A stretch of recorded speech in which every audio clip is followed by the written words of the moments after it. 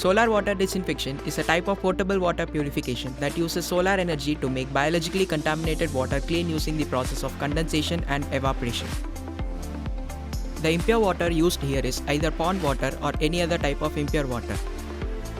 The first component here is T-joint. A T-joint consists of a float control valve, solar vacuum evaporator tube. The three systems are used to ensure the most effective heat absorption. This included an aluminium nitrogen aluminum layer but also a second layer as well as a third copper layer. The parabolic reflector transforms the incoming solar plane and converges directly into the solar vacuum tube. The condensing substance is used to form a gaseous state into its liquid state by cooling it.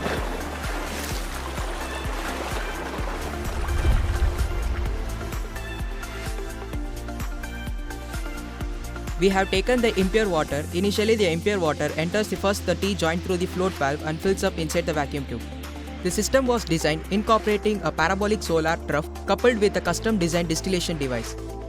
When the vacuum tube are half filled, the float valve is turned off so the water inlet is stopped. The acrylic mirror sheets reflect and concentrate.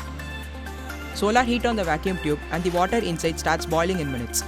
The steam generated in the vacuum tube escapes from the part of the vacuum tube and enters T-joint, from where it again rises and enters the condensing vessels.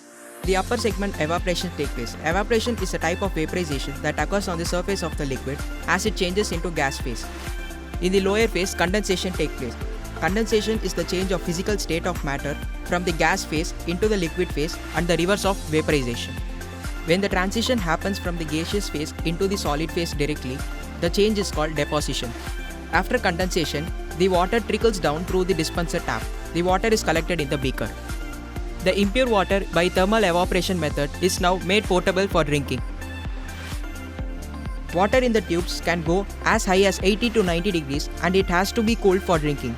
Instead of wasting this heat, it can be used for refrigeration to produce ice via an absorption refrigeration system. Efficiently produce 2 gallons of potable water per day. Easy to use interface and intuitive system and operation. Provide clean, useful drinking water without the need for an external energy source. Reasonably compact and portable.